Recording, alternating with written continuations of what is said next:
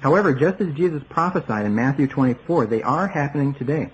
I myself have seen and experienced them, and this is one of the major reasons why the New Age is attracting so many people today.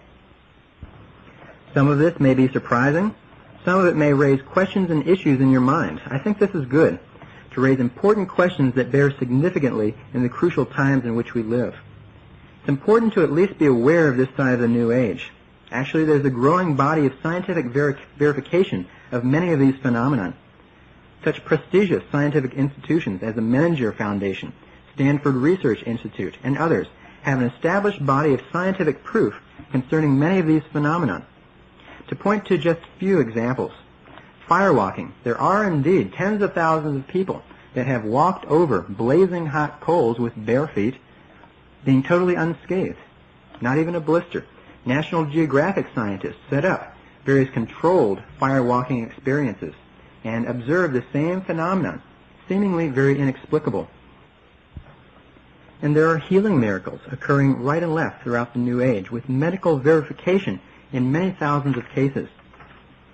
Some, though not all, of the faith healers found in Philippines, Mexico, and especially Brazil do many times create these false healing situations. An excellent Christian book that details the surprising inside story of some of these miracle healers of the New Age is The Beautiful Side of Evil by Johanna Michelson. I'd highly recommend this book.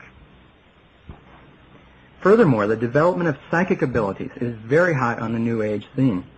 The development of these self-created mind powers, psychic powers, is a banner cry of the New Age, which includes such phenomenon as telepathy, psychokinesis, which is mind over matter abilities, clairvoyance, among many other supernormal abilities, are actually occurring today as never before.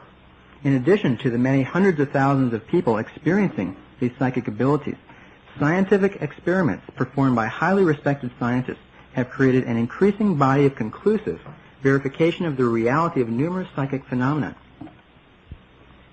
Among many possible examples, here are just a few. Number one, Stanford research scientists Russell Targ and Harold Puthoff, PhDs, have performed controlled experiments with a phenomenon called remote viewing, a kind of clairvoyance, where the person sees distant happenings through psychic vision, and has confirmed that this ability does exist in some people. Secondly, the Menninger Foundation scientists Elmer and Alice Green, both PhDs again, have tested an internationally known guru named Swami Rama, which demonstrated certain kinds of mind over matter abilities. These scientists are also doing experiments using biofeedback equipment to induce psychic powers. Last example is Professor William Tiller, PhD, former head of the Material Science Department at Stanford University, has developed a scientific model for explaining how psychic abilities work on a level of quantum physics.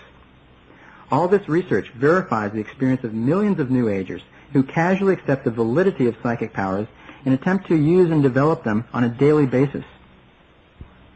Mind power, or psychic power, is very, very big on the New Age today. And there are variations on these psychic powers that are often offered as mind power techniques proclaimed under the grand banner of create your own reality, which is one of the prime directives of the New Age.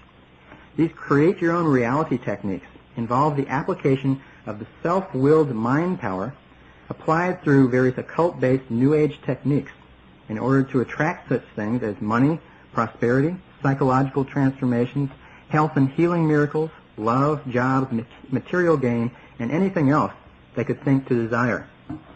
One of the major reasons why so many people are flocking to the New Age is that these things can work, and sometimes work quite well. It's no happenstance that one of the dominant forces in the New Age today are the successful professionals in many fields. Satan often uses a strategy of giving gifts, exciting experiences, dramatic encounters, and sometimes supernormal powers and false miracles through his New Age doctrine of health, wealth, and godhood. Yes, Satan often does provide power and opportunities to those who dare to enter the New Age terrain. Sometimes a person has a series of powerful experiences that feel great and wonderful and true. Sometimes personal problems do clear up for a time. Sometimes healings do take place.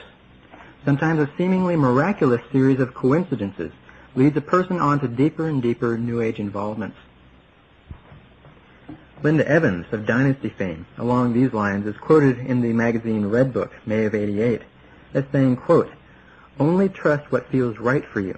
But if it brings you more love and happiness, then what does it matter where it comes from? For me, Ramtha has been a great teacher." End quote.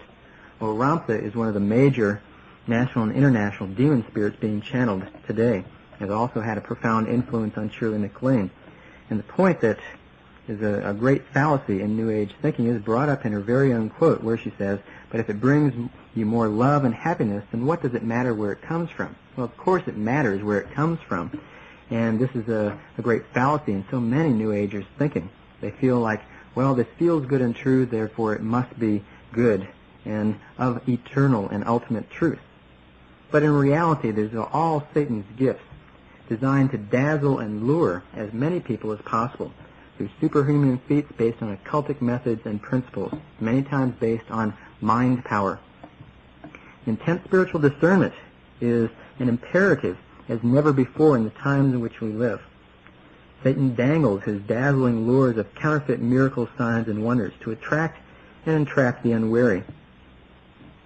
A message that applies for our times as never before is simply, all that glitters is not gold.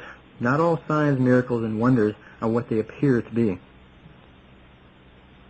Now, I don't want to share a glooming, foreboding message, not in the least, because of course in laying down his life for us and the sacrifice of his blood and being resurrected, Jesus won the victory for all those who receive him in their lives. As Jesus is with us, no one and nothing can defeat his chosen people, his holy nation. His victory is our victory. He says in John 10:27 through 28, "I give them eternal life, and they shall never perish. No one can snatch them out of my hand." In a message to New Agers that is as valid today as it was in Old Testament times, the Lord warns and rebukes those who practice forbidden occultic arts, and forewarns them of the destruction that will bring upon them. In Isaiah chapter 47 it states, "In spite of your many sorceries and all your potent spells, disaster will come upon you, and you will not know how to conjure it away. A calamity will fall upon you that you cannot ward off with a ransom. A catastrophe you cannot foresee will suddenly come upon you. Keep on, then, with your magic spells and with your many sorceries which you have labored at since childhood. Perhaps you will succeed. Perhaps you will cause terror. Surely, these people are like stubble. The fire will burn them up. They cannot even save themselves from the power of the flame."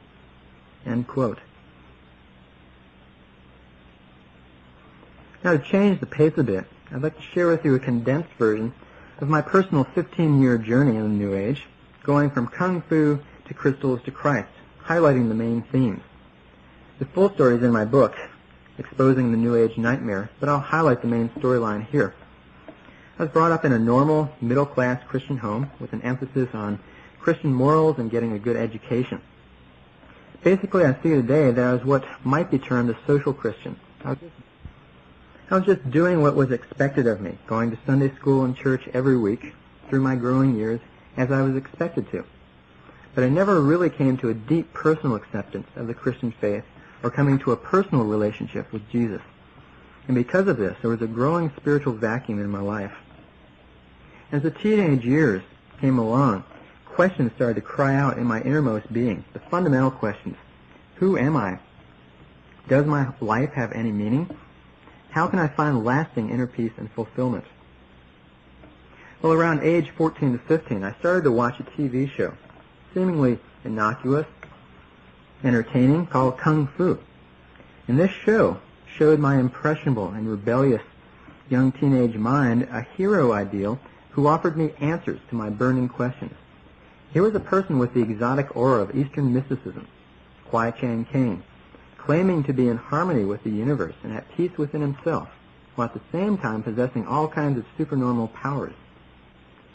This is a kind of Eastern mystical version of Luke Skywalker in Star Wars, which has subtly influenced so many children today. Through all this process, I became very enamored with all this mysterious, powerful, and exotic Eastern mysticism. And in searching in a bookstore at a local shopping mall, I found some books in the religion philosophy section that promised to show me exactly how to attain Eastern mystical inner peace and psychic powers through yoga and New Age meditation. I taught myself step by step how to do all these various things,